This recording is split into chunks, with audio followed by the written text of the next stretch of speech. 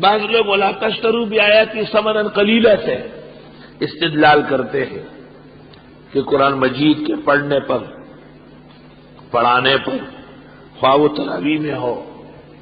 یا وہ گھروں میں جا کے قرآن پڑھا جائے، قرآن خوانی جسے کہتے ہیں، کچھ لینا دینا حرام ہے۔ پہلی بات یہ پوچھتے ہیں کہ آپ نے تفسیر کے اصول پڑھے تھے کہ تفسیر کا پہلا درجہ تفسیر القرآن بالقرآن، تو یہ آیت دیکھ لو قرآن میں،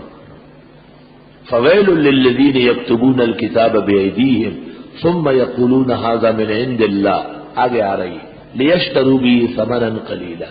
غلط مسائل بیان کر کے پیسے لینے والے وہ مراد ہے، قرآن خوانی والے نہیں ہیں، تراویح والے حافظ صاحب نہیں ہیں۔ دوسری بات یہ کہ پیغمبر نے تو کہا ان خیر ما اخذتم علیہ اجرا کتاب اللہ، بخاری میں 14 یا 17 جگہ یہ حدیث موجود ہے، بہترین اجرت وہ ہے جو قرآن پر ملے۔ تیسری بات یہ کہ آپ کہتے ہیں کہ ابو حنیفہ نے کہا ہے کہ طاعات پر اجارہ ناجائز ہے، میں کہتا ہوں امام صاحب تو بڑی ہستی ہے، ان کے کسی شاگرد کی عبارت دکھا دو، یہ تو معتزلہ کا مذہب ہے، قنیہ میں لکھا ہوا ہے۔ چوتھی بات یہ کہ قرآن کے بڑے مفسر میں سے ایک کا نام لے لیں جس نے یہ کہا ہو جو تم کہتے ہو، آلوسی بغدادی روح المعانی میں اس جگہ لکھتے ہیں وقد استدل بعض الناس على منع اخذ الاجرت على کتاب اللہ وذکروا فيها احادیث لا تصح، کچھ لوگوں نے اس سے استدلال کیا ہے کہ اجرت و اجارہ ناجائز ہے، حدیث پیش کیے ایک بھی صحیح نہیں ہے، ایک بھی۔ آگے سنو، وقد تضافرت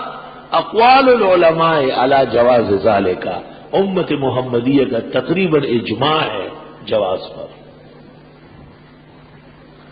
وقد استدل بعض الناس على منع اخذ الاجرت على کتاب اللہ وذکروا فيها احادیث لا تصح، منع میں کوئی روایت صحیح نہیں، ایک بھی صحیح نہیں، دیدر ادید آیت۔ اور وقت تضافرت، ساری جمع ہو گئی اقوال العلماء علی جواز ذلك، والمسألۃ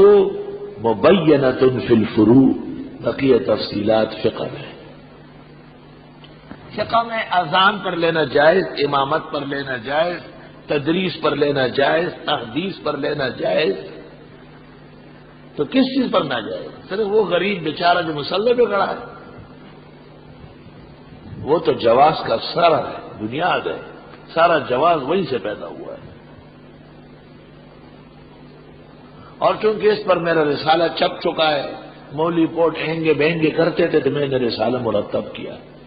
اور اب الحمدللہ دیدہ زیب، عمدہ آباد، شاندار، شان و شوکت سے احسن الرسائل جلد اول آ گئی ہے کل پرسوں، اور اس میں میرے 12 رسالے جو علیحدہ علیحدہ تھے اکٹھے کر کے شائع کیے، اس میں یہ رسالہ بھی ہے الحمدللہ۔ آیت سے قطع